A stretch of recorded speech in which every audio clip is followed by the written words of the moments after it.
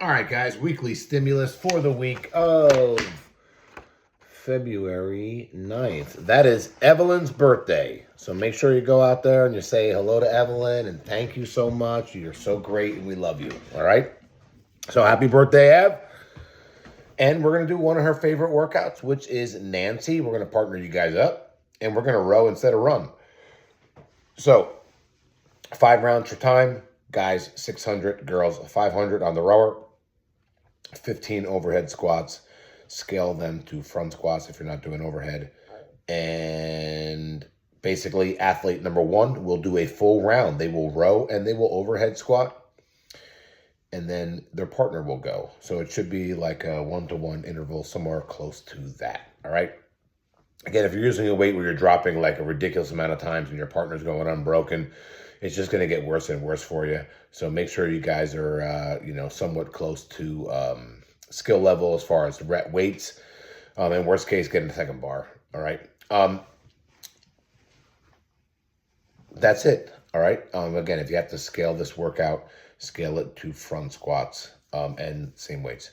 Tuesday, we're starting week 1 of a back squat cycle. We have back squat and clean and jerk, power clean and jerk, moving forward, starting this week.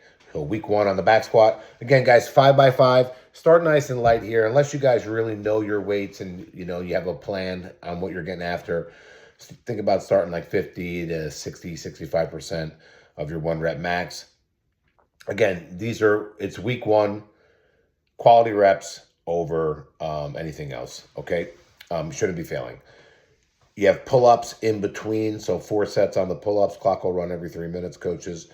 And that'll be it, all right? All right.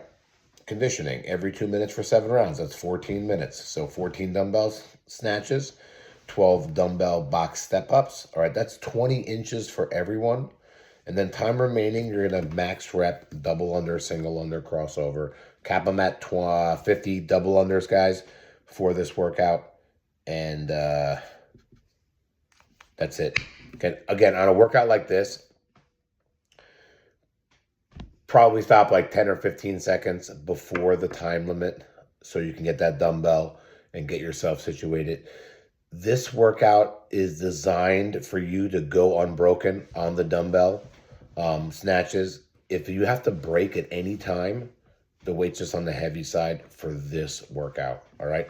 Okay, Wednesdays and every 2 minutes for 5 rounds. It's just 10 minutes. It's 6 power clean and jerk. These are all singles.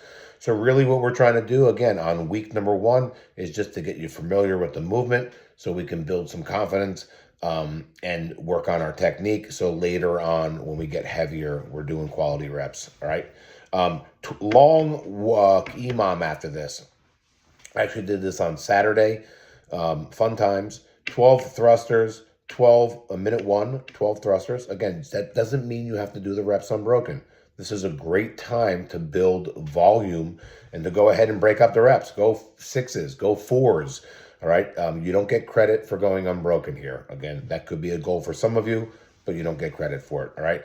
And then max cal on the bike. After that, you'll rest 1 minute. Coaches, you have to stagger them on this one because it's a max cal, needs to go into the rest break.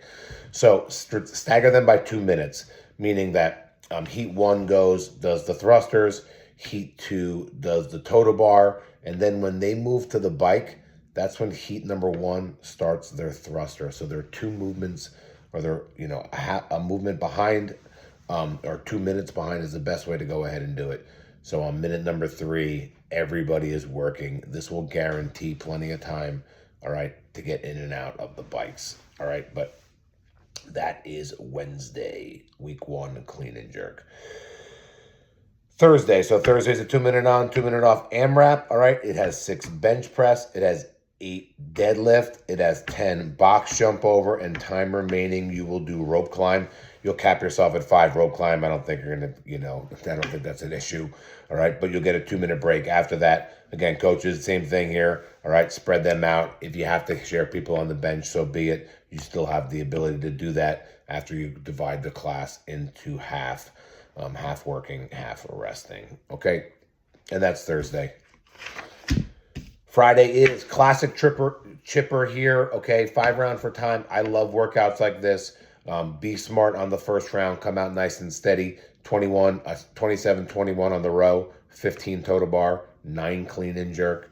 6 shoulder to overhead. So this is a great time to do singles on the 9. This is going to be a very sneaky volume workout. It's really going to kind of just come up on you. So be smart. I would break the reps up early. If you're not sure what weight to use on the clean and jerk and shoulder to over, or the clean and the shoulder to overhead, then I would definitely start light. And there is a 1-minute break, so you will have an opportunity maybe to make a weight change if that's a consideration at that stage. But don't go, this is a classic workout. You go too heavy to start. I can handle 135. It's 45 reps of cleans, all right? It's 30 shoulder to overheads at 135. That's a lot of volume, so you have to be smart here. And your best bet may be to start a little lighter and then add weight on the other rounds, okay?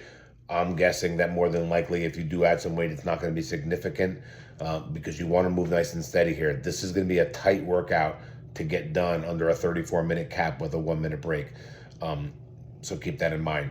Again, toe to bar, sneaky, a lot of volume here. Burpee looks like super nice, but a lot of volume. All right, Saturday. Saturday is every minute on the minute until you reach 150 wall ball. So very similar to the conditioning on Wednesday. But basically how this works is you get a 1-minute farmer's hold. That goes right into 3 to 5 wall walk. And then you max rep wall ball. Your minute number 4 is a rest. So coaches, if you want to break them up because of the wall space and all that stuff, I would do the same exact thing. I would stagger them by 2 minutes. That'll ensure that one group is wall walking and the other group is resting. So that's your best bet as far as logistics on a Saturday class. But you do get a minute break at the end. You have to go in order here, right? You're not going to have a ton of time on the farmers. So I would put the farmers very close to where the wall walk setup is going to be, but not in the way of any wall ball, all right? Again, if you do 20 unbroken wall ball, it's going to take you 40 seconds. So there's a 9-round cap here, which is more than enough time. If you did 20 reps every minute for 8 rounds, all right, you're going to make it.